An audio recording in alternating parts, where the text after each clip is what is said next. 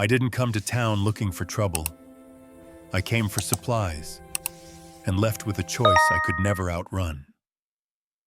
Snow crushed the street into silence as the lonely cowboy reined in, boots hitting ground just as a child's bell rang once and stopped. By the bakery barrel, a young woman knelt in the slush, bare hands shaking, tearing bread like it might vanish if she blinked. The crowd watched. No one moved. He did. He paid for a loaf he didn't plan to buy and put his body between hunger and shame, knowing paper would soon follow, paper that could burn a house or bless it. By nightfall, a scarf would be left, a door would be barred, and a promise would be spoken without witnesses. By winter's end, a barn would burn, a judge would ride, and a family would be named by work, not ink. He could have ridden on. He didn't. But when the bell chimed again, it rang from the wrong wrist. Stay with this story to the very end. Subscribe for more Western love tales, and tell me, what city are you watching from? Snow had packed the street into silence when Rowan reined in beside the bakery. He hadn't planned to stop. He needed salt and cartridges and nothing else. But heat leaked from the open oven like a promise, and the smell of bread cut through the cold. Rowan swung down, boots biting ice, and turned, then froze. By the refuse barrel, half hidden by drifted snow, a woman knelt with a child pressed to her side. The girl's hands were bare and red, her fingers shaking as she pulled out a charred heel of bread. She broke it once, clean down the middle, and gave the larger piece to the child. The child took it with both hands and ate without chewing, eyes fixed on nothing. The baker's wife burst through the door. "Get away from that!" Her broom slashed the air, snow flying. "Beg somewhere else, filthy runaway!" Rowan stepped between the broom and the child. The wind hit him hard and slid off his coat. He didn't raise his voice. He just stood. "I'll take a fresh loaf," he said, and went inside. The baker's wife slapped the bread onto the counter.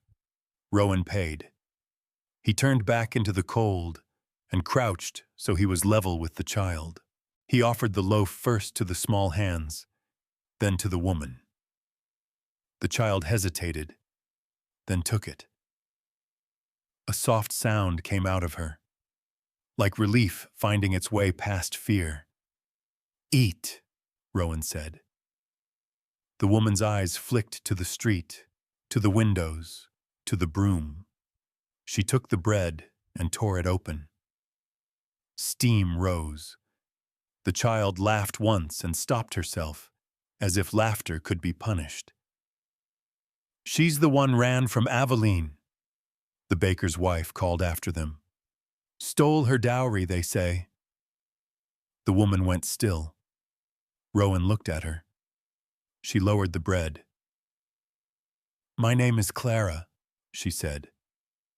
Her voice didn't shake. "This is Elle." Rowan nodded once. He didn't ask the rest. He pulled off his scarf and wrapped it around the child's shoulders.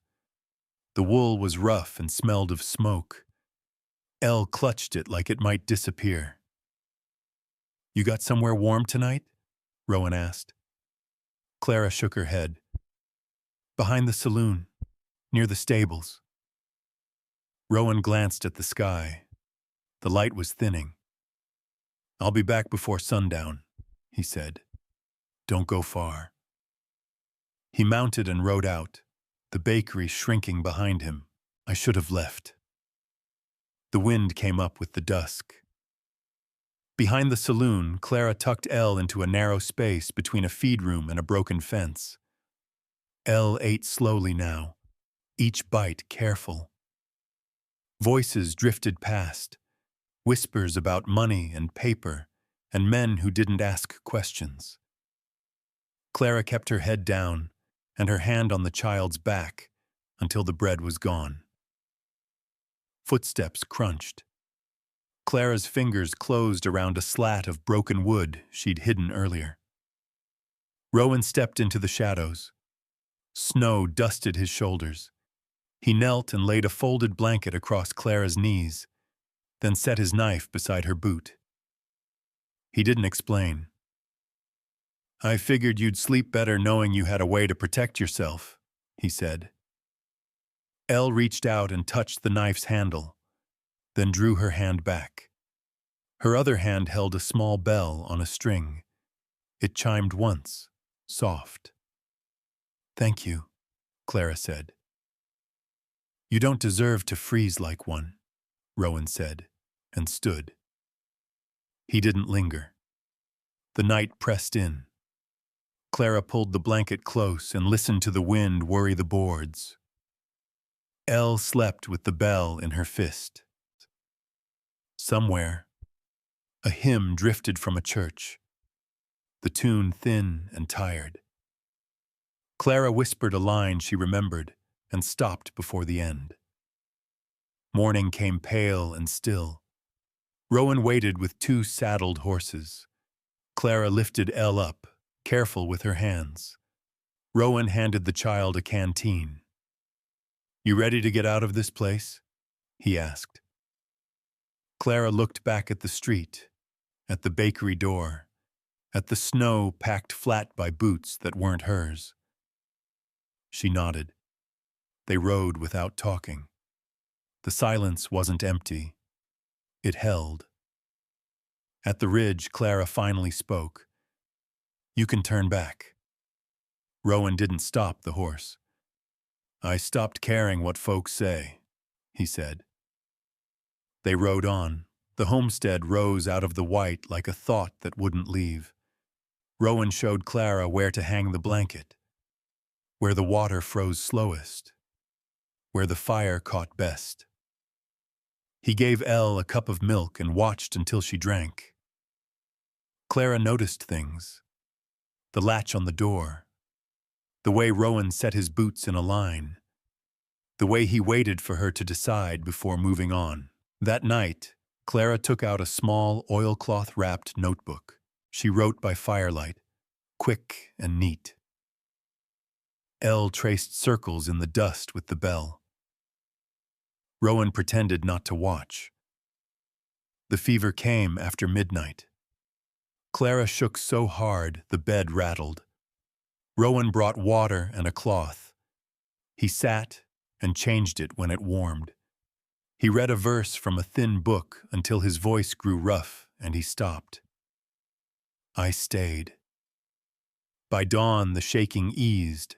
Clara slept. Rowan slept where he sat. Elle curled against his knee and held the bell so it wouldn't ring. Hooves sounded at noon. Rowan stepped onto the porch. The man on the horse wore a long coat and a flat look. He held out a folded paper. On lawful grounds, the man said. Rowan unfolded it. The seal was a bird, pressed crooked. He folded it back. She's not here. You sure? The man asked. I'm sure. The man looked past Rowan, toward the door. Mind if I check? I do. The wind tightened. After a long moment, the man tipped his hat and turned away. If she comes back, he said, you'll answer for it. Rowan watched him go. When he turned, the room was empty. Tracks led away from the house, small and light. Rowan saddled and followed. He found them under a rock overhang as the sky bruised toward evening. Elle stood in front of Clara, bell raised like a warning. You shouldn't have come, Clara said. I should have, Rowan said. She shook. I won't cost you your life. Rowan knelt. He took her hands. I don't need your innocence, he says. I want your presence. Clara closed her eyes. Elle's bell chimed once. Come back, Rowan said. We'll do this right. Clara looked from the bell to his face. The wind moved through the grass below like a held breath. Stay, Rowan said. They rode back under a sky turning iron gray. Rowan led. Clara followed with Elle tucked close, the bell wrapped in cloth so it wouldn't sing.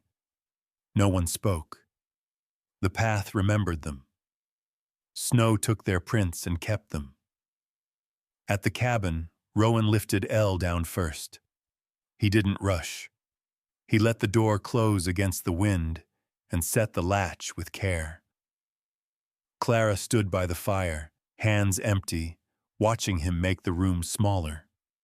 Wood closer, water closer, light steadier.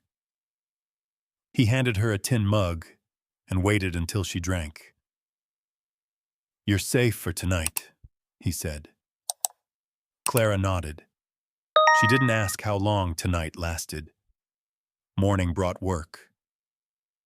Rowan split kindling. Clara swept ash and hung damp clothes where the heat was honest.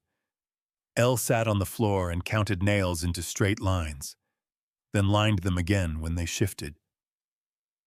The bell stayed quiet.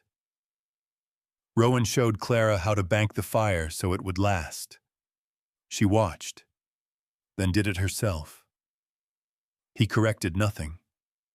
When the kettle boiled, she poured without spilling. He noticed. He didn't say it. They ate cornbread and milk.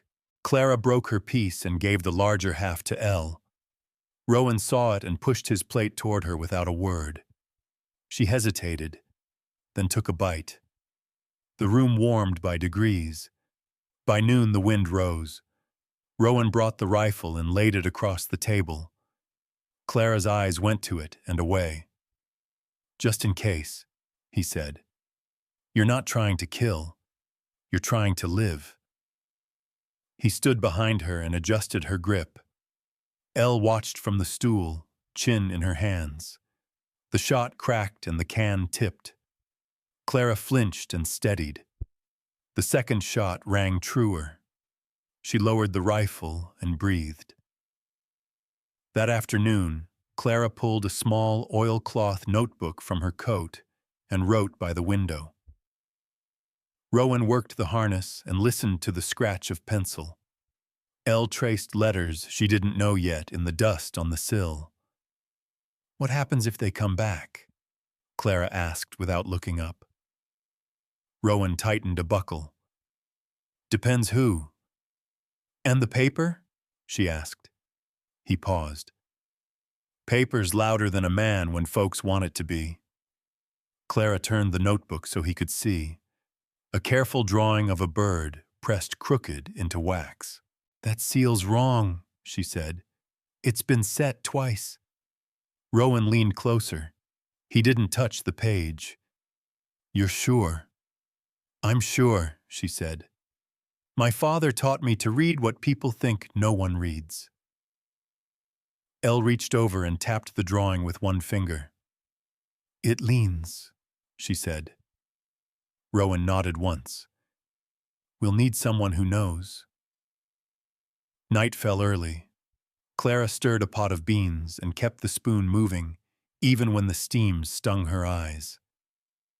Rowan fixed a shutter and left the door ajar so the room wouldn't fill with smoke. Elle fell asleep with her head on the table, the bell tied to her wrist with string. The fever came back after dark. Clara's skin burned under Rowan's hand. He fetched water, then more. He tore a strip from a clean shirt and soaked it. He sat and changed the cloth when it warmed. He spoke to her, low, even when she didn't answer. He read from the thin book again, words plain as boards. I didn't leave. At dawn, the shaking eased. Clara slept. Rowan slept where he sat, head tipped forward. Elle woke and covered his hand with the blanket without waking him. By mid-morning, a knock came, not loud, but certain. Rowan rose and opened the door a crack. The woman outside carried a bag and wore a face that had seen too much and kept it. "I heard a cough," she said, "and the wind told me where." Rowan stepped aside. She set the bag down and checked Clara's pulse with cool fingers. She nodded to herself and brewed a bitter tea. "She'll be right," the woman said, "if she rests." Rowan nodded. "Thank you." The woman's eyes went to Elle. "You keeping quiet?" she asked. Elle nodded and held up the wrapped bell. "Good," the woman said. "Quiet keeps you alive." When she left, she pressed a small packet of herbs into Rowan's hand. "For later," she said, and didn't take payment. The days knit themselves. Clara learned the creek's moods. She learned which boards complained and which held. Rowan taught Elle to count eggs and let her drop one on purpose so she would learn to clean it up. Clara wrote when the light was good and hid the notebook when it wasn't. The rider came back on the third day. Rowan met him at the fence. The man didn't smile this time. "I checked around," he said. "Paper's still paper." Rowan crossed his arms. "So are lies." The man's eyes flicked to the cabin. "I can look." Rowan didn't move. "You won't." Silence stretched. The wind pulled at coats and lost. The man spat and turned his horse. "This ain't over." Rowan watched him go. When he turned, the door stood open. The room was empty. Tracks cut away toward the rocks. Rowan swore once, quiet and saddled. He found them near the creek where ice broke thin.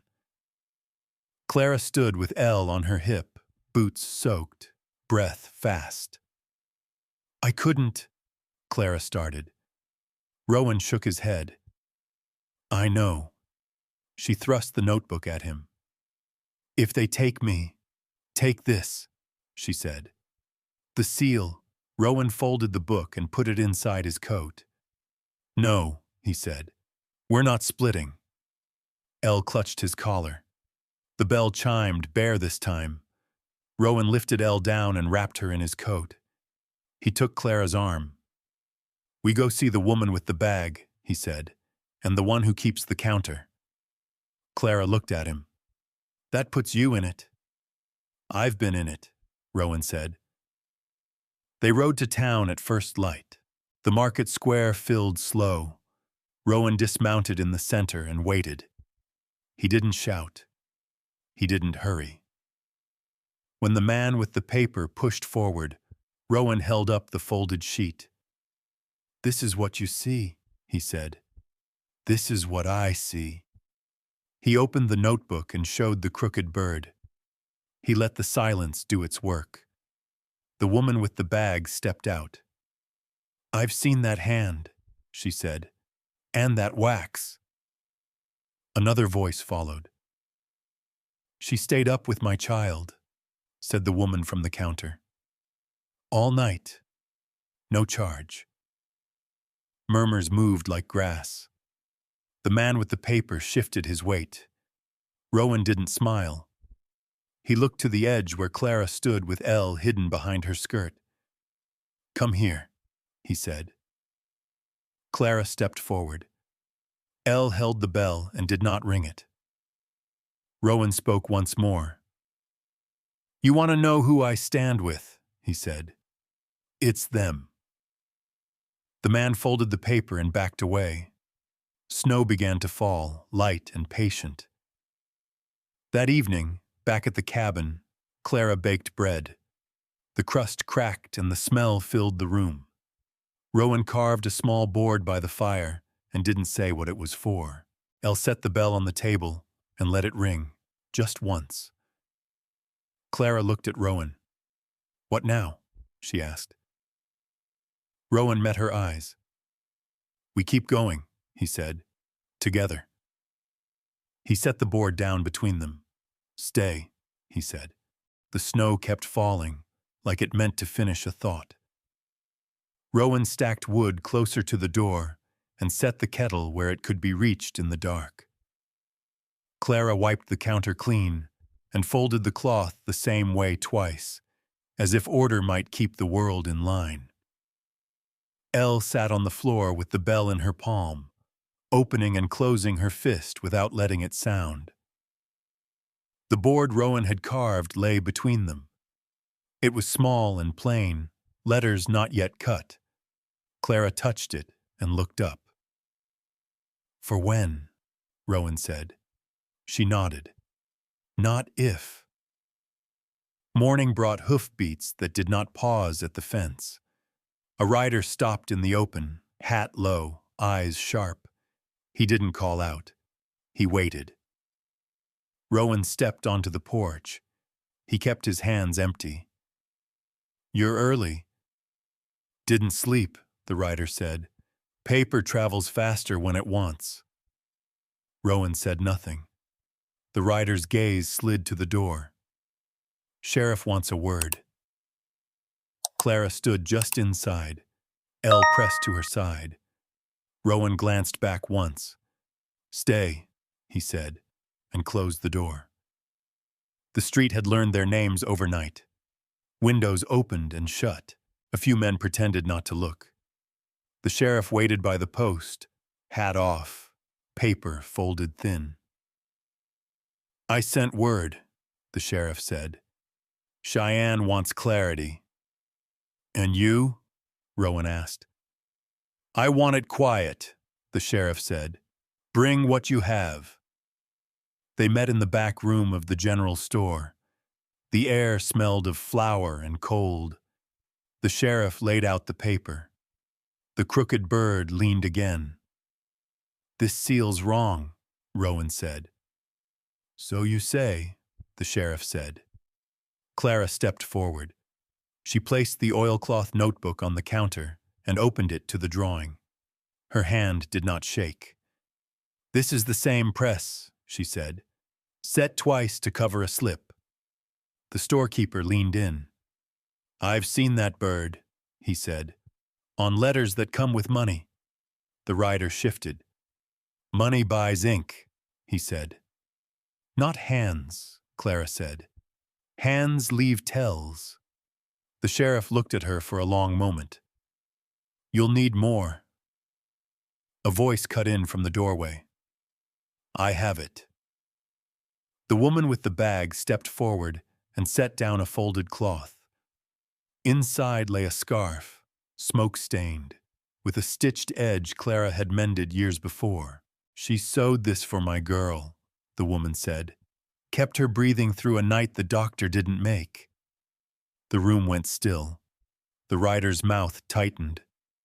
"I don't care about scarves," he said. The sheriff did. "I do." Outside, the wind rose. Rowan felt it through the boards like a hand on his back. I stayed. By noon, the rider was gone again, slower this time. The sheriff kept the paper and the notebook. "I'll send another wire," he said. "Until then, don't move." They moved anyway, but only as far as the creek. Clara washed clothes and watched the water. Elle learned which stones rocked and which held. Rowan fixed the gate and left it open on purpose, as if to say nothing here was hidden. That night, Clara burned her hand on the pan and didn't cry out. Rowan brought the salve without being asked. He wrapped it and tied the cloth neat. Elle counted the knots. The knock came after dark, not loud, certain. Rowan opened the door to a man who did not smile. His coat was new. His gloves were clean. "Evening," he said. "I represent an interest."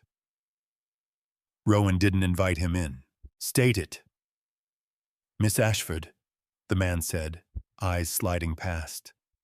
"An agreement remains." Clara stepped into the light. "No," she said. The man produced a letter, the paper thick. There are consequences.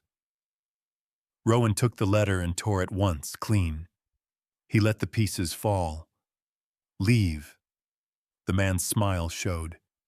You'll regret that. Go, Rowan said. The man went. His horse threw snow at the door. Elle's bell rang once, sharp. Clara picked it up and rapped it again. I won't run, she said. Good, Rowan said. Neither will I. Morning brought sickness to the barn. One of the hens lay still, feathers dull. Elle watched, eyes wide. Rowan showed her how to lift and carry, how to set things right. Clara stood back and let him teach. At the creek, Clara spoke without looking up.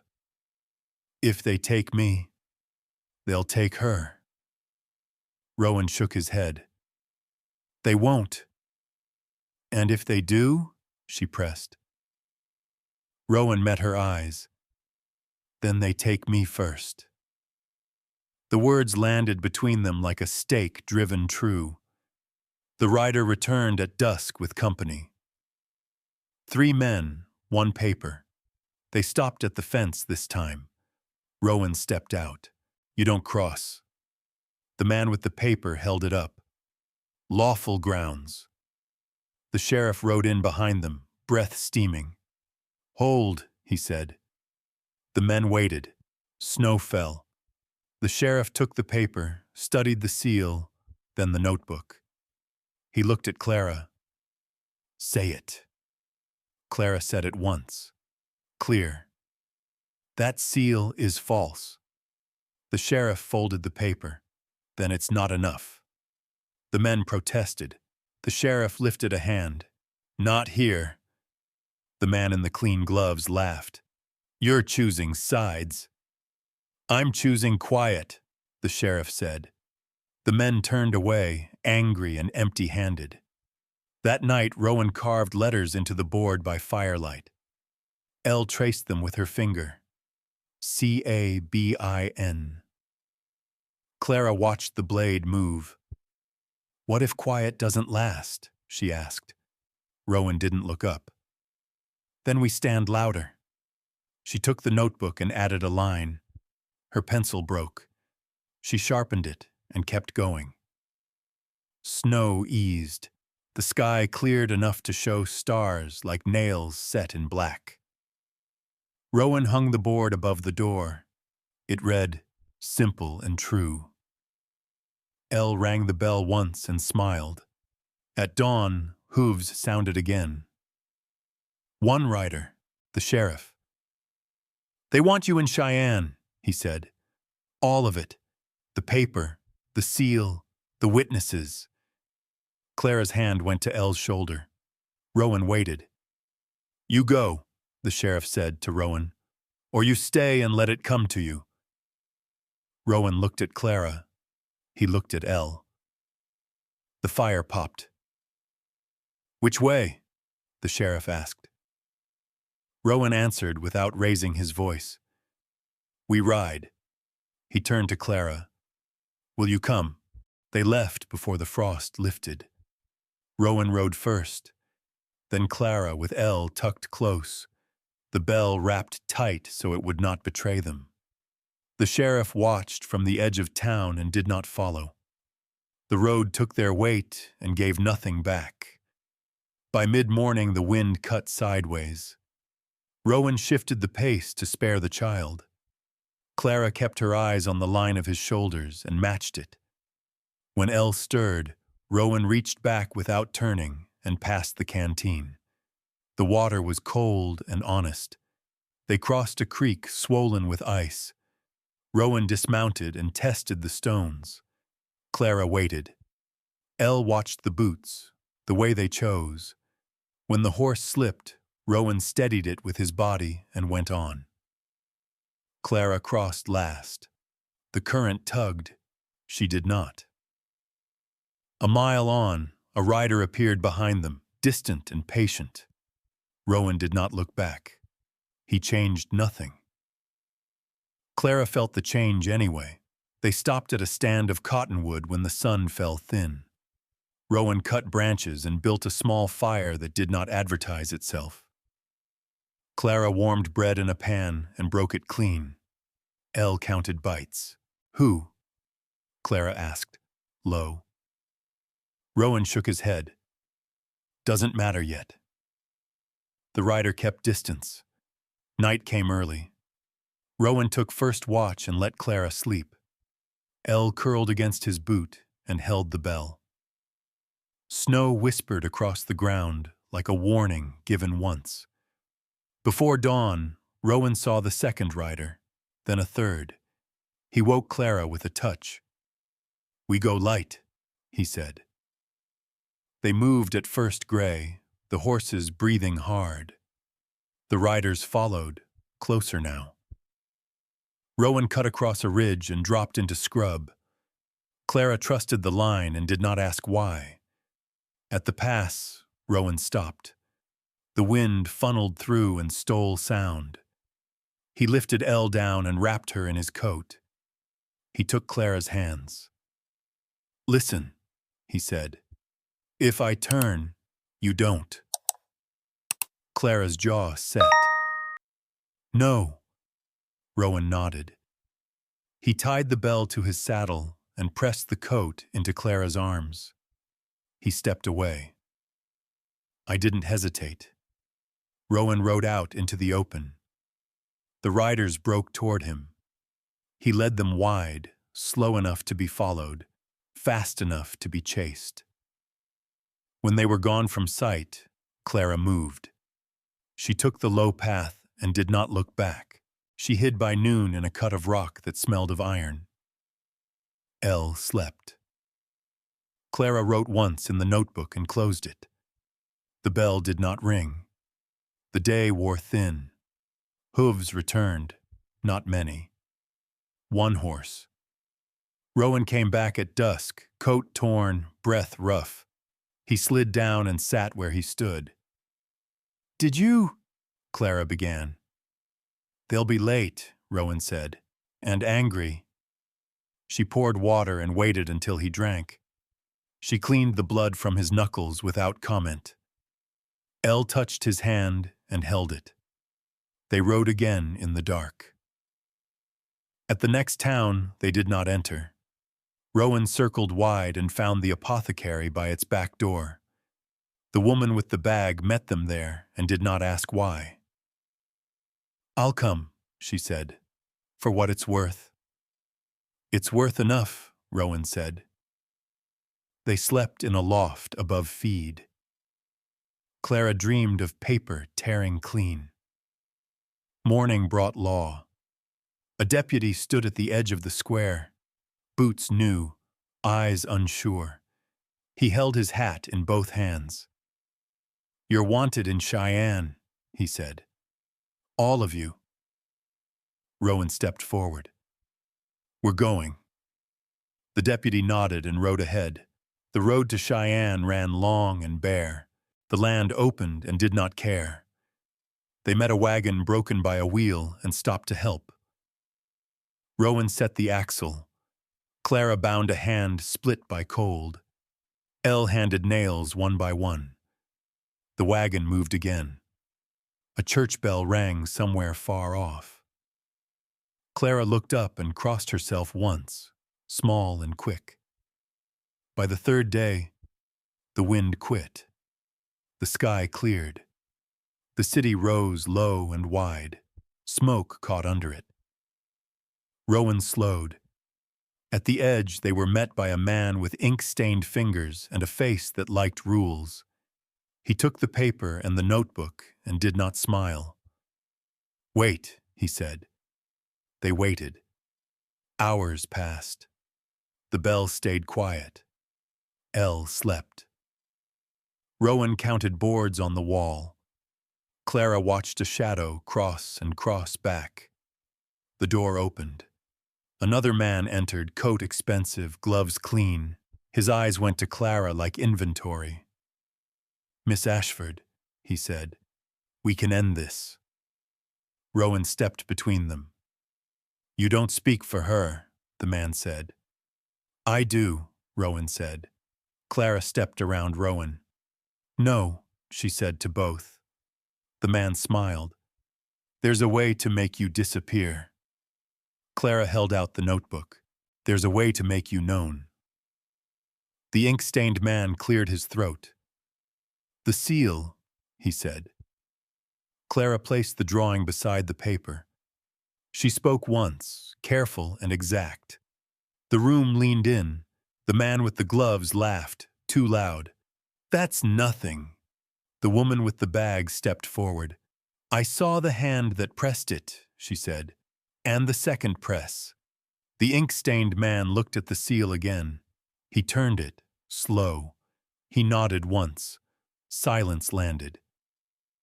"We'll need witnesses," he said. "You have them," Rowan said. They came, one by one. The storekeeper, the woman from the counter, the deputy with the new boots. Each said a piece. The picture held. The man with the gloves stood. "This is an outrage." The ink-stained man did not look up. "Sit." He sat. By evening the paper lay torn in two. The seal lay useless. The ink-stained man wrote and stamped a different mark, straight. "You're clear," he said to Clara. "For now." Clara exhaled and did not cry. Rowan closed his eyes and opened them again. Elle rang the bell once, bright. Outside, snow began again, soft as ash. Rowan took the board from his pack and held it. The letters caught light. "Home?" Clara asked. Rowan nodded. "Home." The ink-stained man paused at the door. "It won't stop everything," he said. Rowan met his eyes. "It stopped enough." They turned toward the road. The city fell behind them. At the first mile marker, Clara slowed her horse. "What if they come again?" she asked. Rowan answered without looking back. "Then we're ready." He reached for her hand. She took it. "Ride," Rowan said. The road home felt different. Not shorter, just quieter, like it had learned their weight and chosen not to argue. Rowan rode first, Clara behind him with Elle settled easy now.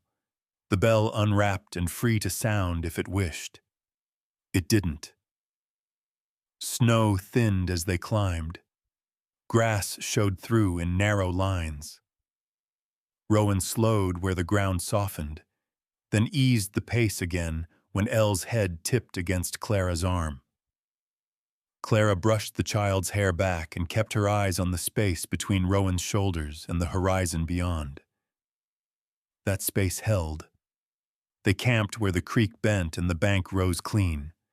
Rowan built the fire low and fed it little. Clara warmed bread and broke it, not counting this time. Elle ate and slept with her mouth open, the bell resting against her wrist like a promise that could wait. In the night, Rowan woke to the sound of hooves far off. He stood and listened until the sound faded into the dark. He did not wake Clara. He watched the fire die to coals and stayed there until morning found him. I stayed. At dawn, they crossed the ridge that looked down on the homestead. The cabin sat as it always had, plain, patient. The gate hung open. Rowan left it that way. Inside, the air smelled of cold wood and ash. Clara set water on and moved through the room like she had always known it. She hung coats, shook out blankets, and set the kettle where Rowan kept it. Elle ran her fingers along the letters on the board above the door and smiled. Cabin. Rowan unpacked slow. He set the notebook on the shelf beside the thin book and did not hide it.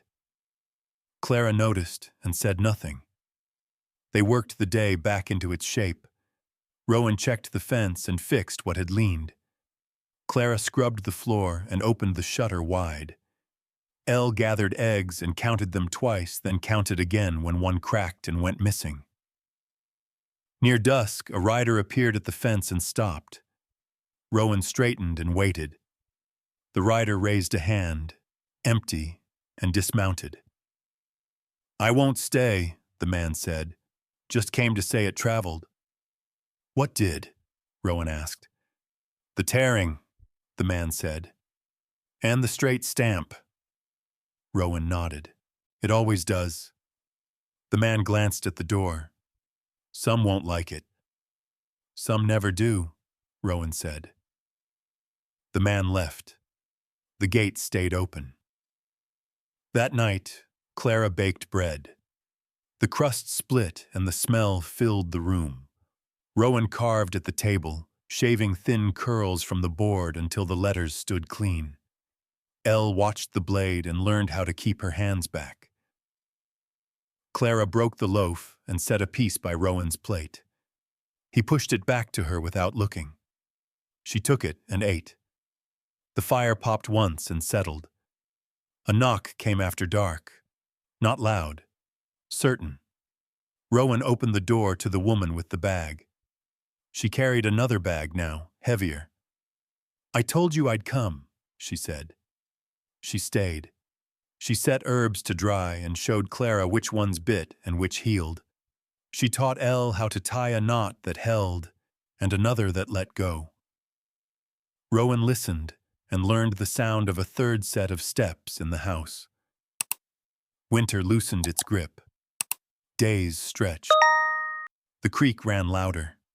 Clara planted where the ground allowed and waited where it didn't. Rowan mended and cut and let things be.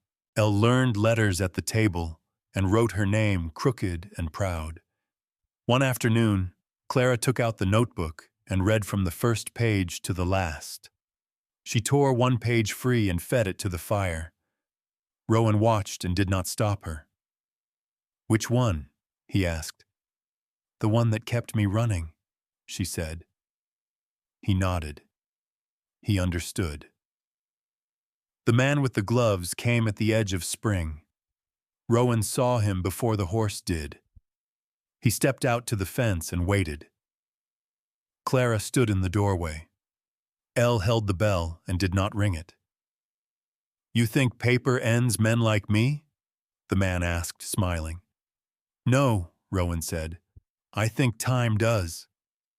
The man's smile thinned. "You'll be alone again." Rowan glanced back once to the doorway, to the small hand wrapped around the bell. He turned back.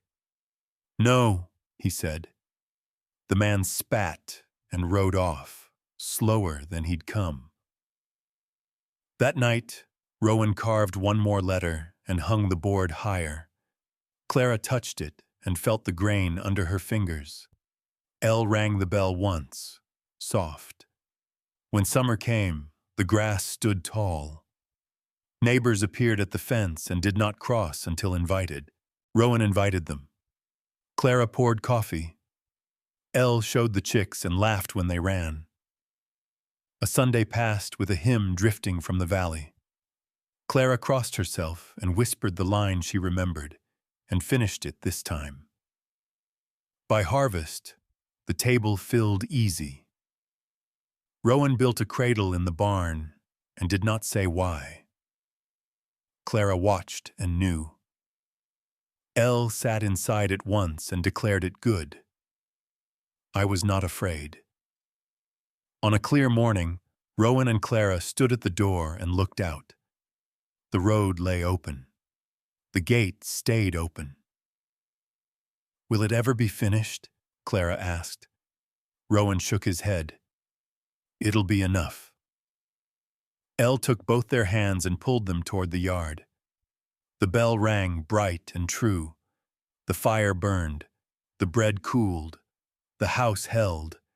And the road, for once, did not ask them to leave. The first hard rain came sideways and stayed. It beat the roof until the boards remembered their seams. Rowan set buckets where the drip had started years ago and never mattered until now. Clara moved them an inch, and the drip found nothing. Elle counted thunder and stopped when the count felt wrong. They stayed inside. Work still happened. Rowan sharpened tools. Clara stitched a tear and stitched it again when the thread bit back. Elle practiced letters on a slate and erased them with her sleeve. The bell hung on a nail and did not speak. When the rain eased, Rowan went to the fence and found it cut. It was a clean cut, not the work of weather. He knelt, fingers on wire, and stood without hurry. Clara watched from the door. She didn't ask. Rowan saddled and rode the line. He found tracks where the ground stayed soft, leading away and splitting. He followed one until it vanished into rock. He turned back. At supper, Clara set an extra place by habit, and then removed it. Rowan noticed and said nothing. Elle ate slow and watched their faces like a mirror. "They'll test us," Clara said. Rowan nodded. "They always do." The next morning brought a wagon with a broken wheel and a man with a bad shoulder. Rowan fixed the wheel. Clara bound the shoulder. The man offered a coin. Rowan shook his head. The man left bread instead. Word traveled again, but different now. Not faster, deeper. By the third day, the sheriff rode up and dismounted at the gate. He took off his hat and held it in both hands. "They're asking," he said. "Who?" Rowan asked. "Men who don't like straight stamps," the sheriff said, "and men who don't like women who don't bend." Clara stood beside Rowan. "What do they want?" "Your name," the sheriff said, "written where it can't be unwritten." Elle's bell rang once, sharp. She clapped a hand over it, eyes wide. Rowan looked at the open gate. "Names are kept," he said. "Not taken." The sheriff nodded. "I told them I'd come back." He left. The gate stayed open. That night, Clara took out the notebook and turned it to a blank page. She wrote her name once, slow. She wrote it again beneath. Then she tore the page free and held it over the fire. Rowan caught her wrist. "Not that one." She met his eyes. "This one," she said, and fed it to the flame. The fire took it and left ash. I chose. Spring ran into summer without asking. The creek dropped and the rocks showed their teeth. Rowan taught Elle how to step where it wouldn't bite. Clara planted more and waited less. The woman with the bag came and went and stayed when needed. The house learned the sound of 3 lives and did not complain. The men came at dusk, 3 of them, stopping at the fence like they had learned something. Rowan walked out and stopped where the ground hardened. He did not cross. "We're here to talk," one said. Rowan nodded. Talk. They spoke of papers and promises and what a man owed a man. Rowan listened and answered with fewer words. "You're harboring trouble," the tallest said. "Trouble found us," Rowan said. "We didn't turn it away." One man laughed. "You think this ends?" Rowan shrugged. "I think this is where it stays." They left with nothing but dust. That night, Elle asked a question she'd been carrying. "What's my name?" Clara froze. Rowan kept carving. Clara knelt. "Your name is Elle," she said. "It always was." "And the rest?" Elle asked. Clara looked to Rowan. Rowan set the knife down. "The rest is chosen," he said. Elle thought. She nodded once. "I choose this house." Rowan smiled, small and quick. Clara reached for Elle and held her until the fire shifted.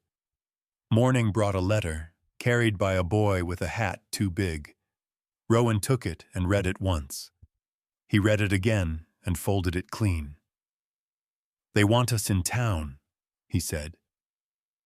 Clara did not ask why. She packed bread and water. Elle tied the bell to her wrist. The square filled slow. People stood where they always stood. Rowan walked to the center and stopped. Clara stayed beside him. Elle held both their hands. The man with the clean gloves stood near the post, face careful. The sheriff stood between them and the crowd. "This is about a name," the man said. Rowan nodded. "It is." "And property," the man said. Rowan shook his head. "It isn't." Clara stepped forward. "I won't be written where I don't stand," she said. "And I won't be erased." Murmurs moved. A woman spoke. Another followed. The sound changed. The sheriff lifted a hand. "We're done," he said. "Here." The man with the gloves looked around and found no purchase. He turned away. Rowan did not follow him with his eyes.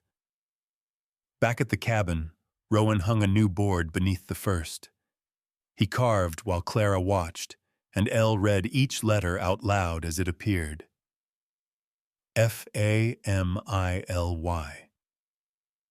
Clara touched the wood and breathed. Rowan stepped back and wiped his hands. Elle rang the bell once, loud this time, and laughed. When night came, Rowan and Clara sat on the step and listened to the creek. The road lay quiet. The gate stayed open. "Will it take more from us?" Clara asked.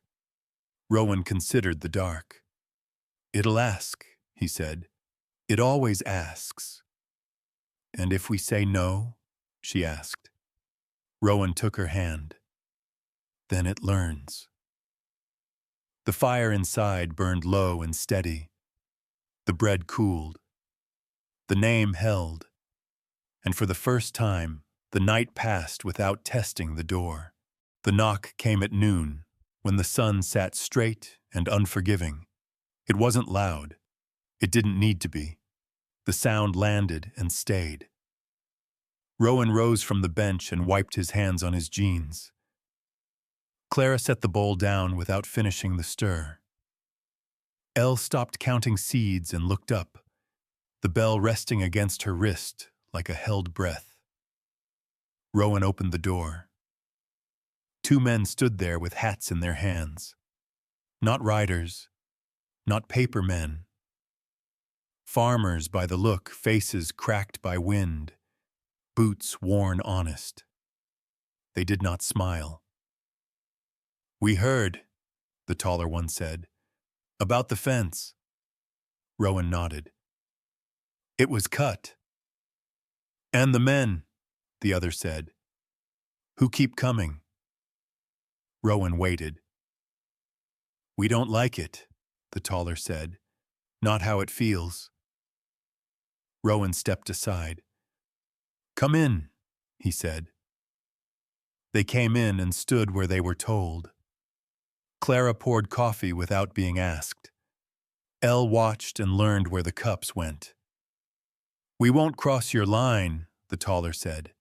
"But if they cross ours," Rowan nodded once, "then we'll stand." The men left their names on the table and took nothing with them. The door closed and the house felt different, like a board had been set where a gap used to be. By afternoon, the sky turned white and flat. Clara took Elle to the creek and showed her how to read the water when it went quiet all at once. Rowan repaired the fence where it had been cut and drove the staples deep. At dusk, smoke rose from the valley where it hadn't before. Rowan watched it and counted. 1, 2, then gone. "Not ours," Clara said. "Not yet," Rowan said. Night brought wind that tried the shutters and failed. Rowan slept light. Clara slept lighter. Elle slept through it, the bell tied loose so it would speak if it had to. Before dawn, hooves sounded near. Rowan was up and outside with the lantern, holding it low so it wouldn't carry. A horse stood at the gate. Rider slumped forward. Rowan reached and caught the man before he fell. He dragged him inside and laid him by the fire. Clara knelt and pressed fingers to the man's neck. "Breathing," she said. "Barely." Rowan stripped the wet coat and boots. Clara warmed water and poured it slow. Elle fetched cloth and did not ask why. The man came back to himself with a sound like a knot pulled tight. "They're coming," he said. "Not tonight. Soon." "Who?" Rowan asked. The man's eyes slid to the door. "The ones with money." Rowan nodded. He had expected nothing else. They fed the man and let him sleep until morning. When he woke, he left without thanks, ashamed and alive. Rowan didn't stop him. I didn't ask. The day came clear and cold. Rowan rode the line again and found it watched. He felt it in his shoulders and did not turn. At noon, Clara took out the notebook and wrote a letter she did not plan to send. She folded it and placed it beneath the board that read, "Family." Elle traced the letters and smiled. In the afternoon, a wagon arrived without braking this time. It carried flour and nails and a woman with a hard mouth and kind eyes. She paid Rowan for the repair he hadn't done yet. "You'll take it," she said. "I insist." Rowan took it. He learned. That evening, the men came. 4 this time.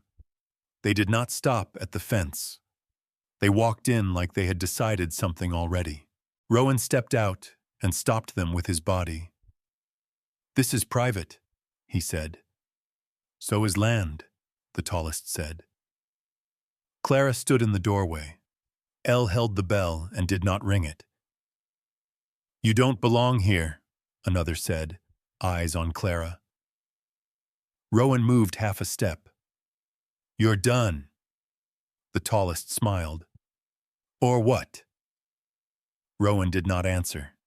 He did not need to. A voice called from behind the men. "That's far enough?" The farmers stepped into view, not close enough to touch, close enough to be counted. More shapes appeared along the fence line. The ground decided. The men looked around and recalculated. They backed away, fast and loud, pretending it was their idea. When they were gone, the farmers did not stay. They nodded and left as they had come. Clara's hands shook when the door closed. Rowan noticed and said nothing. He set the kettle on and waited until the water sang. He poured and held the cup until she took it. Elle rang the bell once, soft. The sound settled. That night, Rowan sat at the table and carved a third board. Clara watched the letters appear and knew what they would say before they did. HOME. She touched the wood and closed her eyes. In the days that followed, the road went quiet in a way that felt earned. Neighbors came and went. Work got done. The house learned a deeper stillness that held even when voices rose. One morning, Clara did not feel well. She said nothing and kept working. By noon, Rowan saw it in her walk. "Sit," he said. She sat. Clara's hand went to her stomach without thinking. Rowan saw and looked away, then back again. The woman with the bag came before being sent for. She checked and smiled once, careful. "Soon," she said. Rowan nodded. He did not speak. I was ready. That night, Rowan stood at the door and looked out. The stars were bright and patient. He hung the home board higher and tightened the nail until it held. Clara joined him with Elle between them. Elle took both their hands and squeezed. "Will they come back?" Elle asked. Rowan considered the dark. Maybe, he said, but we'll be here. And if they knock? Elle asked. Rowan smiled, small. Then the door will answer. The fire burned low and steady. The bell slept. The house held. And somewhere down the road, men who liked to take learned there were places that would not give. The morning broke thin and blue, the kind that pretends to be gentle. Rowan felt it in his knees before the light reached the door. He checked the fence by habit and found it standing. Clara watched from the window, one hand at her side, the other steady on the sill. Elle counted birds until the number felt like enough. A wagon rolled up slow, wheels complaining. It did not stop at the gate. It stopped in the open, where stopping meant something. Rowan stepped out and waited. The man who climbed down wore town on his coat, ink on the cuffs, a ribbon at the hat. He cleared his throat and read from a folded paper without looking up. By order, he began. Rowan raised a hand. Say it plain. The man swallowed. A hearing, he said. Here, today. Clara came out and stood beside Rowan. Elle held the bell and did not ring it. Who called it? Rowan asked. The man's eyes flicked away. Enough people. Names? Rowan asked. The man hesitated. Witnesses, he said. Rowan nodded. We'll wait. By noon they came. Not all at once, in ones and twos. A woman with flour on her skirt. A man with a limp that didn't ask for pity. The farmers from the other day stood off to the side and did not cross the line. The sheriff arrived last and stood where he could be seen by everyone. The ribboned man set a table under the cottonwood and placed his papers flat. We'll begin. Rowan did not sit. Clara did not sit. Elle sat on the step and swung her feet, the bell tied loose. The first witness spoke of fences cut and men coming at night. He spoke of fear. He did not lie. The second spoke of paper that had tried to speak louder than people. She spoke of seals and hands. She did not embellish. The ribboned man nodded and wrote. A third stepped forward. Clean gloves, clean smile. He spoke of agreements and obligations, and how order was kept when people knew their place. Clara stepped forward before Rowan could stop her. No, she said. Order is kept when truth is. A murmur moved. The ribboned man lifted a hand. Proceed. Clara placed the notebook on the table and opened it to the drawing. She spoke slow and exact. She did not raise her voice. The clean-gloved man laughed once and stopped when no one joined him. The woman with the bag spoke next. She placed the scarf on the table and said what she had seen. She said when. She said where. The ribboned man wrote and wrote. A man from the edge of town spoke of a broken wagon and a hand set right without charge. He shrugged like it meant nothing. It meant something. The sheriff stepped forward. I've seen this place, he said, and I've seen what it keeps. The ribboned man looked up. Is that testimony? It is, the sheriff said. Silence came and stayed. The clean-gloved man stepped closer. This is turning, he said. It already did, Rowan said. The ribboned man cleared his throat. We'll hear the child. Elle stood. The bell chimed once when she moved.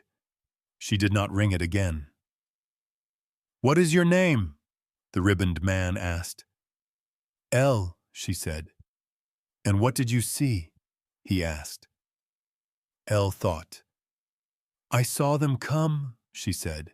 I saw him stand. I saw her fix hands. I saw bread. The ribboned man blinked. Bread? Elle nodded. Bread means stay. A sound went through the crowd that wasn't laughter. The clean-gloved man turned away. This is a farce. Sit, the sheriff said. The ribboned man folded his paper and looked at Rowan. This will not end today.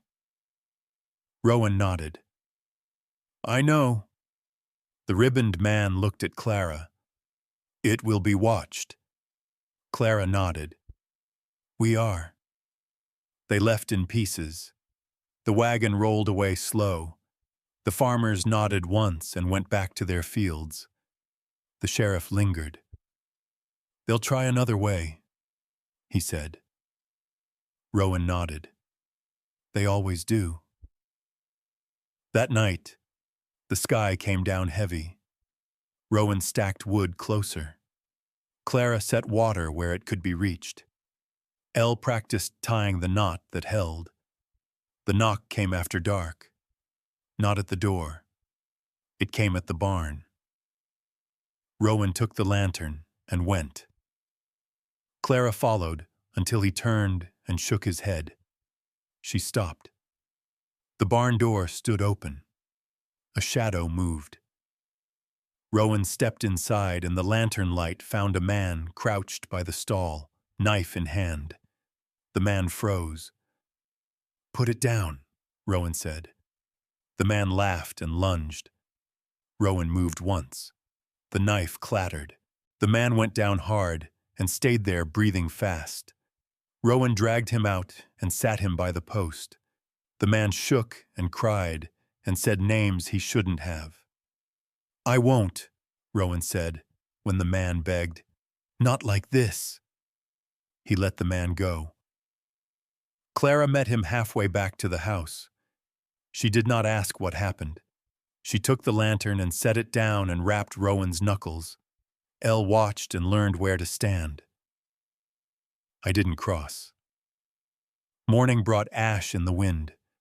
Smoke rose from the valley again, closer this time. Rowan counted. 1, 2, 3. They're testing, Clara said. Rowan nodded. They're counting. At noon, a rider came with news. They're meeting, he said, at the old hall. Rowan looked at Clara. She looked back. You don't have to, she said.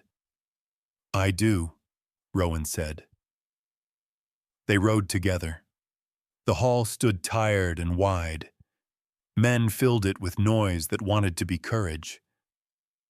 Rowan walked to the center and waited. Clara stood at his side. Elle held the bell and did not ring it.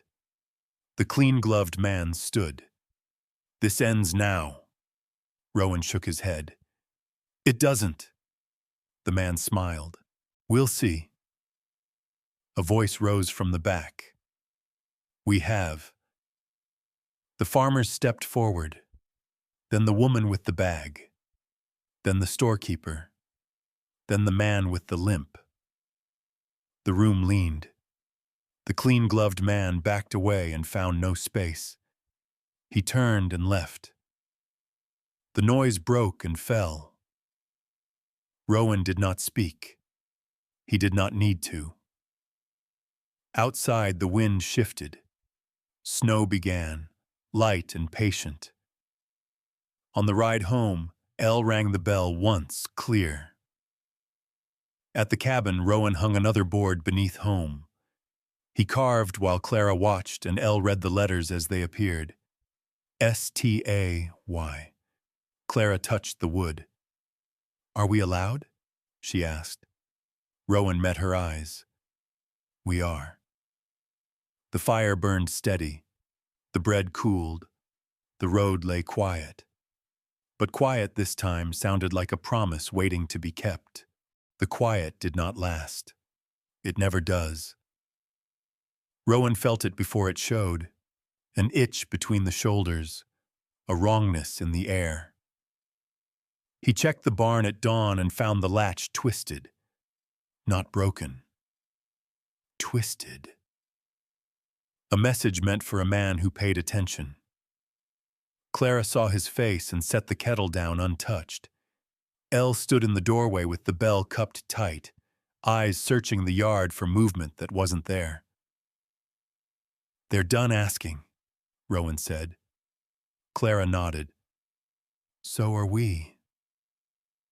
By mid-morning, smoke rose again from the valley, thicker now.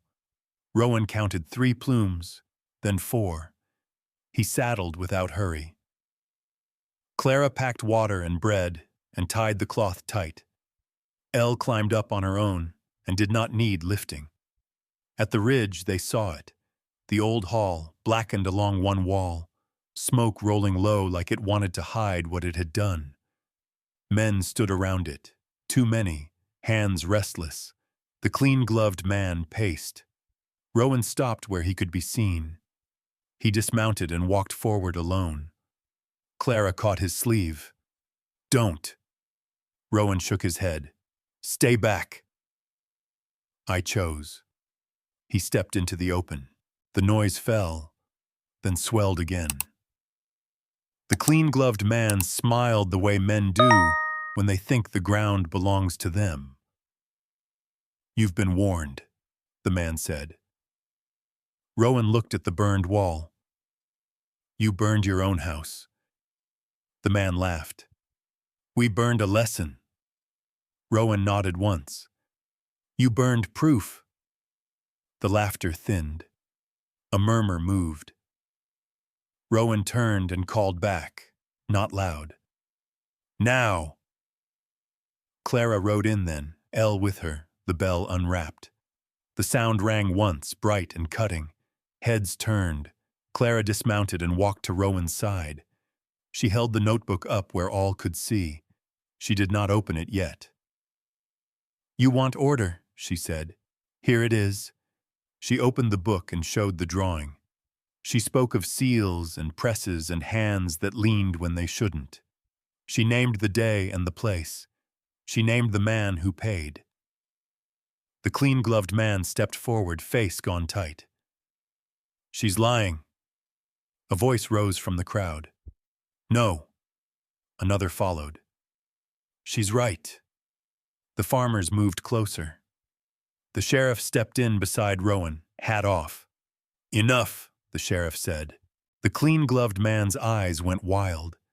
He reached into his coat. Rowan moved first.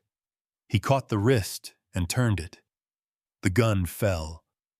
The crowd surged and stopped when Rowan raised his other hand. "Don't," he said. The man crumpled, sobbing now, the courage gone out of him like smoke. Rowan stepped back. "This ends," he said. The sheriff nodded.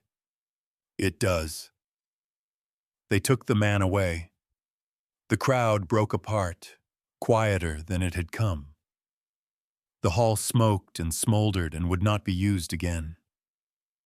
On the ride home, Clara did not speak.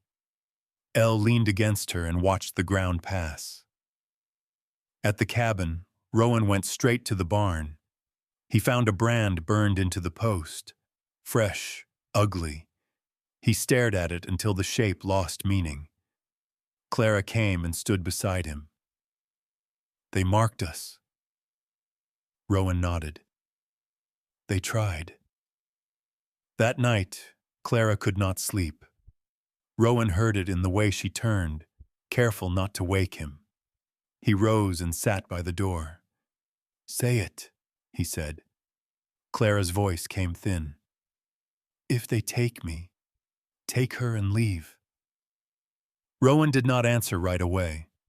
He watched the dark where the yard ended. "No," he said. "We don't trade lives." "And if they burn us out?" she asked. Rowan met her eyes. "Then we stand in the ash." She swallowed. Elle stirred and whimpered in her sleep. Clara crossed the room and held her until the sound eased. Morning brought frost again. The creek went quiet. Rowan fixed the burned post and did not scrape the brand away. He let it show. By noon, a rider came with a paper folded small. Rowan took it and read it once. He read it again. "They want you gone," Clara said. Rowan nodded. "They want peace the cheap way." "And us?" she asked. Rowan folded the paper. "Us too." Elle ran up with a chick cupped careful. "It's cold," she said. Rowan took the chick and set it back under the hen. "Some things need shelter," he said. That afternoon, Rowan went to town alone. He walked into the square and waited. Men looked away. Some did not. He spoke once. "I'm not leaving." Silence answered. A woman stepped forward. "Neither are we." Another voice joined, then another. The sheriff stood beside Rowan. "This land isn't theirs," he said. The clean-gloved man did not appear. Rowan rode home in the blue light. Clara watched him come and let her breath go. "They'll come again," she said. Rowan nodded. Once more. That night, the knock came. It was not polite. It was not patient. It was fire. The barn went first. Flames climbed fast, hungry. Rowan ran with the bucket and threw water where it would not matter. He stopped and turned. "Get out!" he shouted. Clara ran with Elle wrapped tight. Rowan grabbed the rope and cut it, loosing the horse. He ran back once and pulled the door shut behind the flame. The barn burned. The house held. When it was over, Rowan stood in the yard, smoke on his clothes, ash on his hands. Clara held Elle and shook. "They crossed," Clara said. Rowan nodded. "They did." I did not leave. By morning, the barn lay black and quiet. Rowan stood in the doorway and looked at what was gone. Clara set bread on the table and did not cry. Elle rang the bell once, slow. Rowan took a breath and let it go. "We rebuild," he said. Clara met his eyes. "Together." Rowan nodded. "Together." He lifted the first board and set it aside. He lifted the second. He lifted the third. Then he picked up the fourth and carved one word beneath stay. Enough. The road lay quiet. The smoke drifted away. And somewhere, men who thought fire could decide learned it could not. Morning showed the damage without mercy. The barn lay open to the sky, black ribs rising where walls had been. Frost filmed the ground and made the ash shine. Rowan walked the perimeter and counted what was gone and what had stayed. He touched the post with the brand and left it. Clara brought coffee and did not offer comfort. She stood where he could see her and waited. Elle gathered nails that had survived the fire and lined them straight on a board, then straightened them again when the line drifted. Rowan said, "We'll start with a roof." They cut and hauled. The sound of saw and hammer set a rhythm that pulled breath back into the day. Neighbors came without asking. One brought planks. Another brought a mule and left it tied at the gate. No one stayed long enough to be thanked. By noon, the sheriff rode up and dismounted slow. He looked at the barn and did not speak. "They crossed a line," he said finally. Rowan nodded. "They did." "I can hold them," the sheriff said, "for a while." "How long is a while?"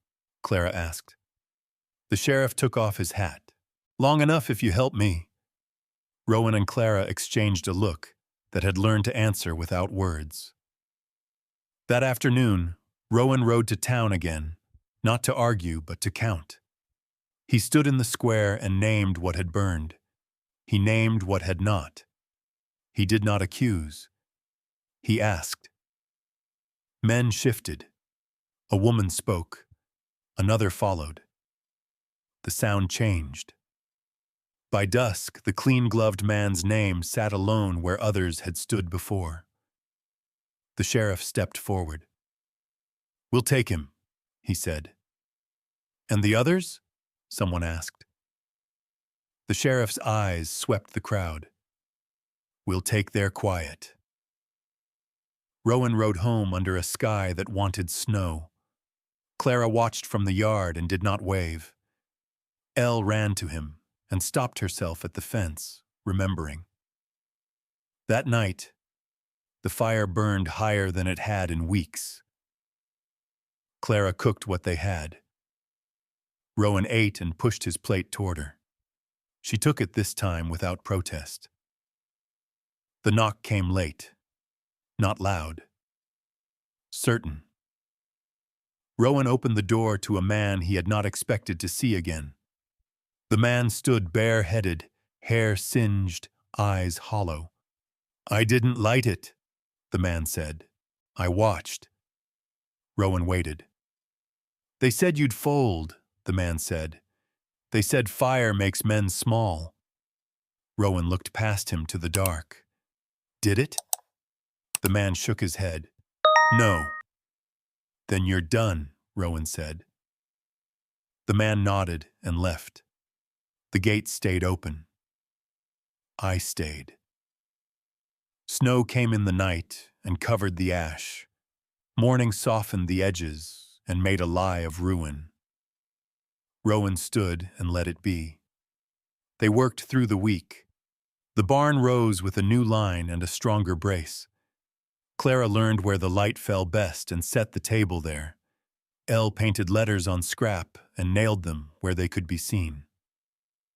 One afternoon, Clara stopped mid-step and pressed a hand to her side.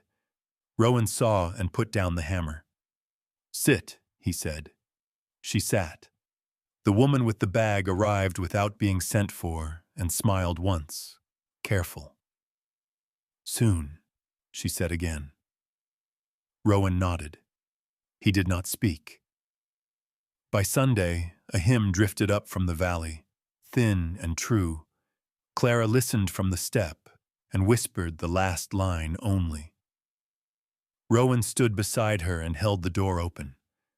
The sheriff returned with 2 deputies at his back. The clean-gloved man rode between them, wrists bound. He did not look at the house. "This is as far as I bring him," the sheriff said. Rowan nodded. "That's far enough." The man spat. "You think this ends me?" Rowan met his eyes. "I think it ends you here." They rode away. The dust settled. That night, Rowan carved again. He took the board marked "Enough" and hung it where the brand could be seen beneath. Clara touched the letters and felt the grain bite back. Elle rang the bell once and laughed, surprised by the sound. The first calf was born at dawn, early and stubborn. Rowan worked the rope and spoke low. Clara held the lantern steady. Elle stood back and learned the rule about hands. When it was done, Rowan leaned against the post and breathed. Clara handed him water. He drank. That afternoon, a letter arrived with a straight stamp. Rowan read it twice and folded it clean. "They're sending a judge," he said. Clara did not ask when. "Soon," Rowan said.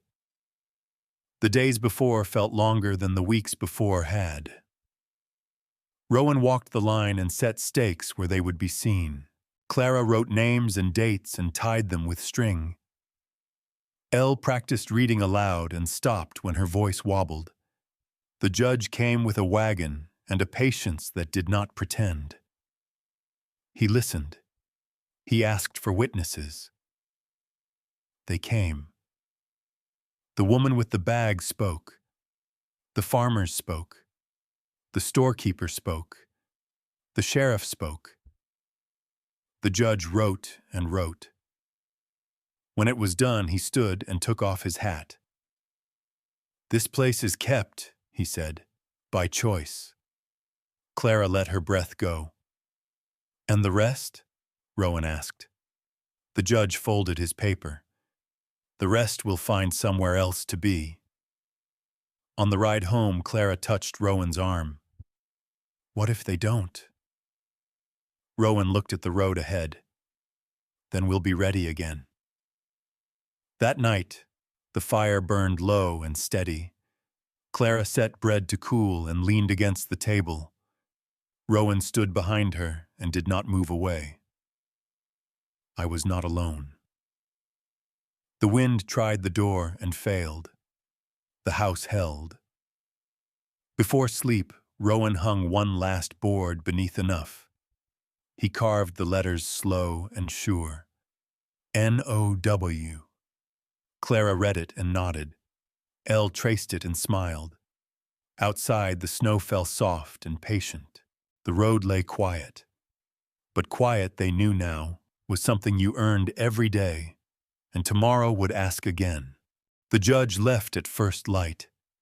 His wagon rolled slow, as if it did not want to hurry the truth it carried. Rowan watched until dust swallowed the wheels, then turned back to the work that did not wait. Clara swept ash from the step and found it stubborn in the cracks. She left some there. Elle lined the nails again and again, then stopped and counted boards instead. The bell hung quiet, patient. By noon, the square filled without being called. Not loud, not fast, just enough feet to matter. Rowan knew the sound before he saw it. "They're coming," Clara said. Rowan nodded. "So are we." They rode together, not rushed. Elle sat straight this time, the bell loose on her wrist. The board that read "Now" lay wrapped in cloth beneath Rowan's arm. The square held faces that had learned something. Some looked away. Some did not. The sheriff stood near the post. The farmers took places along the edge, not crossing, not leaving. The clean-gloved man was not there. Rowan stepped to the center and stopped. He did not speak. A voice rose. "What happens next?" Rowan waited. The wind moved the dust and settled. Clara stepped forward. "Next," she said, "is not loud." A murmur moved, unsure. She lifted the cloth and showed the board. N-O-W. "Next is work," she said, "and names that stand." The sheriff nodded once. "I'll hear it." Rowan spoke then, once. "I'm not asking." Silence came and stayed. A man stepped forward, hat in his hands. "My fence was cut," he said. "I didn't know what to do." Another followed. "My wagon broke," she said. "They fixed it." The woman with the bag spoke last. "A place that holds is a place worth holding." The sound changed again. From the edge, a voice cut sharp. "This is a trick." The clean-gloved man stepped out of a doorway, not smiling now. His gloves were gone. "You burned," Rowan said. "I taught," the man said. Rowan shook his head. "You showed." The man laughed, brittle. "You think a crowd can own this?" Rowan looked around. He met eyes and did not flinch. "I think it already does." The sheriff stepped between them. "You're done here." The man's mouth twisted. He looked to the crowd and found no purchase. He turned and walked away, fast. No one followed him. Elle rang the bell once, clear and true. The sound landed and did not bounce. That evening, they rode home with the light behind them. The road did not argue. At the cabin, Clara set water on and sat without being told. Rowan watched her breathe and counted it steady. Elle traced the boards with her finger and read them out loud, all of them in order. Cabin, family, home, stay, enough, now. She stopped. Is that all? Rowan smiled, small. That's plenty. The night came soft. Rowan slept light. Clara slept lighter. Elle slept through it. Before dawn, pain woke Clara sharp and certain. She did not cry out. She sat and waited until Rowan woke to the change in the room. Now, she said. Rowan moved. He lit the lantern and opened the door. The woman with the bag arrived before he reached the gate, breath white, eyes steady. They worked through it with quiet hands.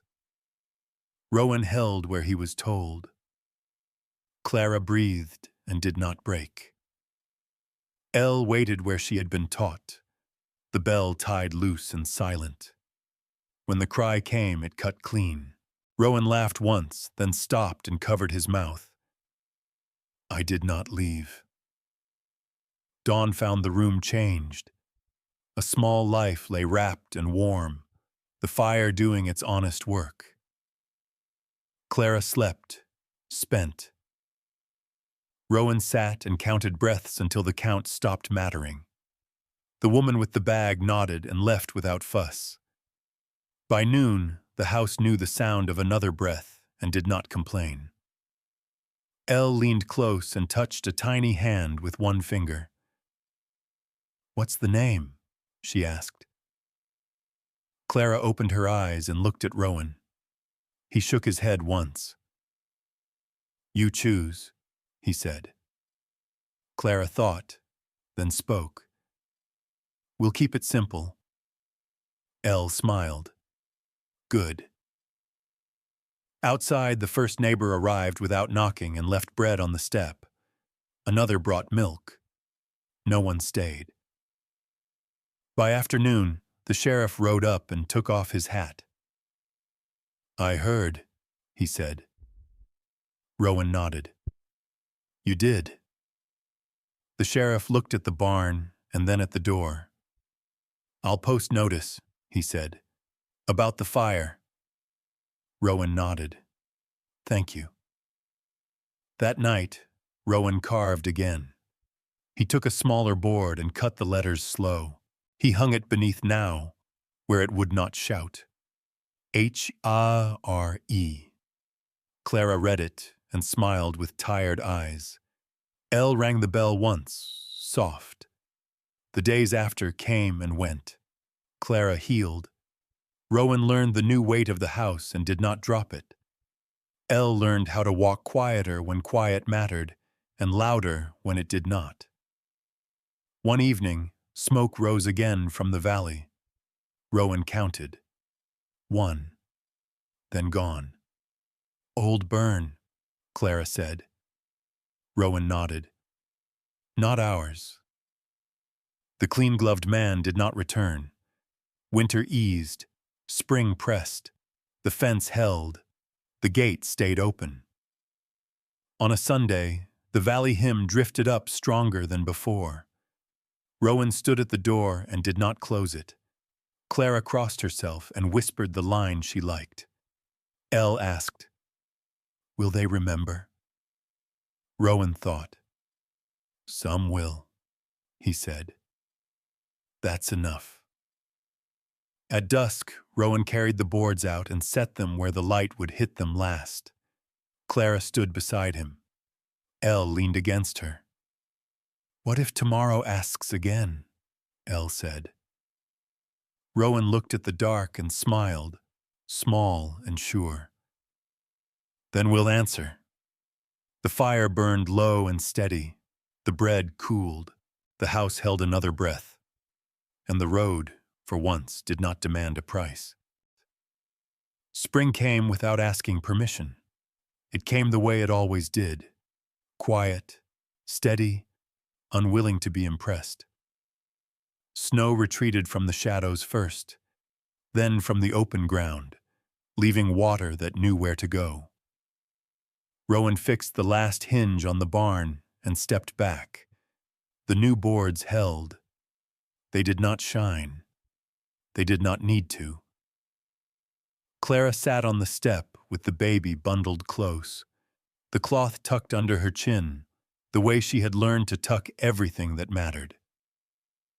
Elle knelt in the dirt and pressed seeds into the soil with careful fingers, spacing them as if the ground could remember mistakes. The boards by the door caught the morning light in order. Cabin, family, home, stay, enough, now, here. Rowan watched Elle read them aloud, slow and proud. When she finished, she looked up. "That's the whole story." Rowan smiled, small. "It is." The days filled themselves. Clara moved easily again, her steps sure. She cooked and mended and stood in the doorway when the sun fell just right. Rowan worked the fence and the creek and learned how to hold a child without trying to hold the world at the same time. Neighbors came and went. Some brought nothing but a nod. Some brought bread. None crossed the line unless invited. Rowan invited them. On a Sunday, the sheriff rode up without urgency. He took off his hat and held it like it meant something. "They've stopped," he said. Rowan nodded. "They always do, eventually." "And if they start again?" the sheriff asked. Rowan looked at the boards. "Then they start again." The sheriff smiled and left the hat on the nail by the door until he remembered himself and took it back. Summer came. The creek ran low and clear. Elle learned how to listen for frogs and when not to. Clara taught her letters in the evening light, the baby sleeping between them like a warm thought. One afternoon, smoke rose from the valley again, thin, harmless. Rowan counted. 1, then gone. "Campfire," Clara said. Rowan nodded. "Let it be." That night, Rowan carved nothing. He sat and watched the fire do its work. Clara leaned against the table and rested her weight where it would be held. Elle slept through it. I was home. When fall came, the leaves turned honest colors and fell without apology. Rowan stacked wood higher. Clara dried herbs and tied them with string. Elle counted jars and learned how to label them straight. A rider came at dusk and stopped at the gate. He did not dismount. He tipped his hat. "Passing through," he said. Rowan nodded. "Safe enough?" The rider smiled and went on. The gate stayed open. One evening, Clara took out the notebook for the last time. She turned the pages and stopped at the blank ones she had kept. She tore them free and fed them to the fire. Rowan watched. "You sure?" Clara nodded. "I don't need to remember running." The fire took the paper and left ash that drifted and was gone. Winter returned the way it always did, testing, not cruel. Snow laid clean on the roof and stayed where it was told. The house held. On the longest night, Rowan stood at the door and listened. No knock came. He closed it anyway, gentle. By morning, a gift sat on the step. No name, just bread, still warm. Clara laughed once, surprised. Elle rang the bell and did not stop herself. They ate and went on. The years did not rush after that. They learned the rhythm that did not need counting. Work in the morning, quiet in the afternoon, fire at night. Names spoken when they mattered. Elle grew taller and surer. She learned when to speak and when to let silence do it. The bell stayed on a nail most days. When she wore it, it rang only when it was meant to. The baby grew into the house and the house grew around the baby. Rowan built a table that did not wobble. Clara kept the books and taught the child the letters that stayed. Sometimes the road tried again. A question here, a rumor there. Rowan answered with work. Clara answered with steadiness. Elle answered by standing where she had learned to stand. Enough. One spring, a wedding came without fuss. No town, no hall, just a day that decided itself. The sheriff stood where the light fell clean. A few neighbors stood where they belonged. The woman with the bag stood close and smiled with her whole face. Clara wore the plain dress she had kept. Rowan wore the shirt that fit him best. Elle carried the bell and walked ahead, ringing it once, then stopping. Rowan and Clara stood before the boards. "Do you choose?" the sheriff asked. Rowan nodded. "I do." Clara nodded. "I do." No speech followed. None was needed. Rowan took Clara's hand and held it the way he had learned to hold everything, firm, patient, without trying to own. The wind moved the grass and settled. After, they ate bread and drank coffee and went back to work. The barn needed a brace. The fence leaned. The baby cried and was fed. That night, Rowan hung one last board. He had carved it earlier and kept it wrapped until he was sure. He set it beneath here, where it would not shout. ALWAYS. Clara read it and leaned her head against his shoulder. Elle rang the bell once and laughed. The seasons kept coming. The road learned the shape of the place and did not argue. People remembered in the way people remember. Uneven, partial enough. On a quiet evening, Elle asked the question she had been holding. "What happens when we're gone?" Rowan thought. Clara waited. "What we made stays," Rowan said. "If someone chooses it." Elle nodded. "Good." The fire burned low. The bread cooled. The house held. And the road, wide, patient, finally honest, passed by without asking for anything at all. Here, at the end of the road, the story settles the way real lives do, not with noise but with quiet understanding. What began as hunger in the snow became a table that stayed full, not because the world grew kinder, but because people chose to be.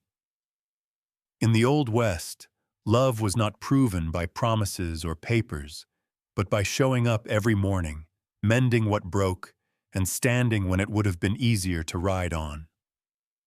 If this story touched you, perhaps it reminded you of a time when words were kept, neighbors mattered, and a home was built one careful day at a time. These are the stories we tell here. Slow, honest Western love stories meant to be listened to, not rushed. Stories for evenings, for quiet mornings, for those who know that the deepest courage often speaks the softest. If you enjoyed this journey, please take a moment to like the video. It truly helps this channel continue sharing stories like this one. Subscribe if you'd like to return for more heartfelt Western tales, and turn on notifications so you don't miss the next story. And if you feel comfortable, leave a comment below. Tell us what city or town you're watching from. We read every one, and it means more than you know.